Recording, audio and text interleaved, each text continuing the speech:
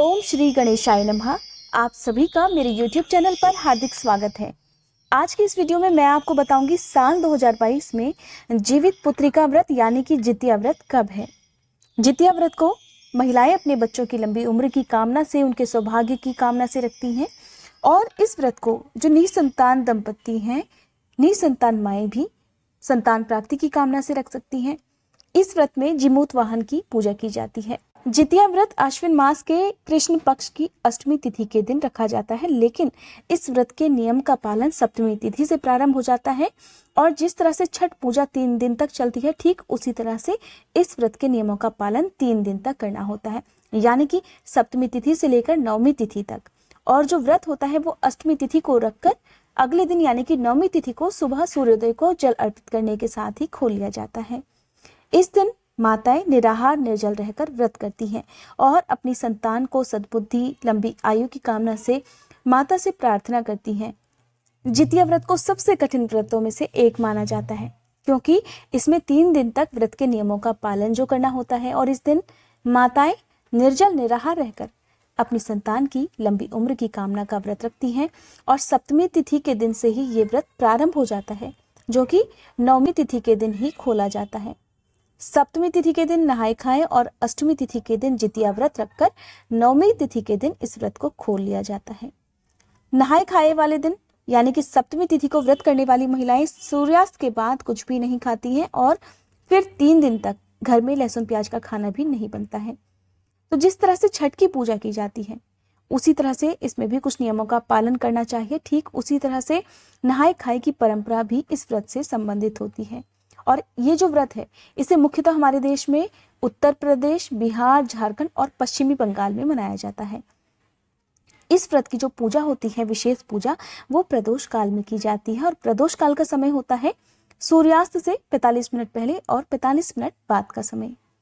सप्तमी तिथि के दिन महिलाएं सुबह सूर्योदय से पहले उठकर स्नान करती हैं और फिर सूर्यास्त से पहले पहले एक ही समय भोजन ग्रहण करती हैं। सप्तमी तिथि को जो भी भोजन आप ग्रहण करें वो शुद्ध सात्विक होना चाहिए और अगले दिन यानी कि अष्टमी तिथि को ब्रह्म मुहूर्त में उठकर स्नान करना चाहिए।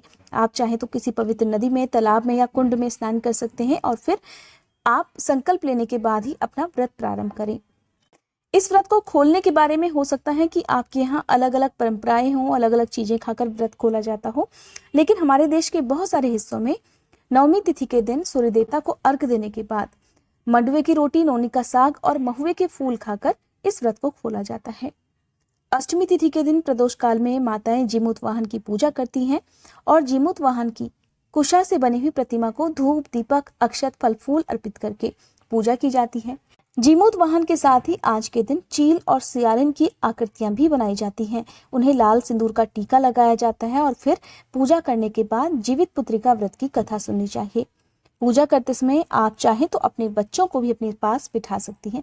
ऐसा करने से संतान को सद्बुद्धि प्राप्त होती है और ऐसी संतानें अपने माता पिता का, अपने पूरे कुल का नाम भी रोशन करती हैं। तो आइए जान लेते हैं साल 2022 में पड़ने वाले जीवित पुत्रिका व्रत की तिथि और शुभ मुहूर्त के बारे में। साल 2022 में जितिया व्रत, जिसे जीवित पुत्रिका व्रत भी कहते हैं, 18 सितंबर रविवार के दिन है। और इसके साथ ही मैं आपको बता देती हूँ कि सप्तमी तिथि और अष्टमी तिथि के साथ साथ नवमी तिथि कब से कब तक रहने वाली है। तो सप्तमी तिथि प्रारंभ हो रही है 16 सितंबर शुक्रवार की दोपहर 12:20 से और ये तिथि समाप्त हो जाएगी 17 सितंबर की दोपहर 2:14 पर।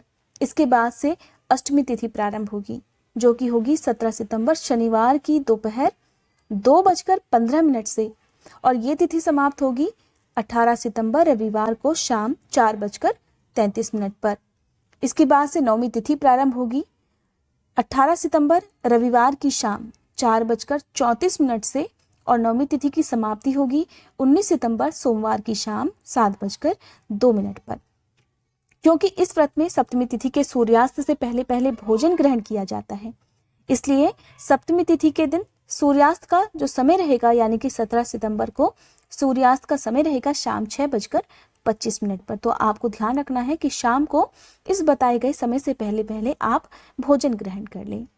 अब अष्टमी तिथि के दिन जीवित पुत्रिका का व्रत रखा जाता है, क्योंकि इस दिन सूर्य देवता को अर्घ्य भी दिया जाता है। तो सूर्योदय का जो समय रहेगा वो रहेगा सुबह 6:18 और सूर्यास्त का समय रहेगा शाम 6:24 पर।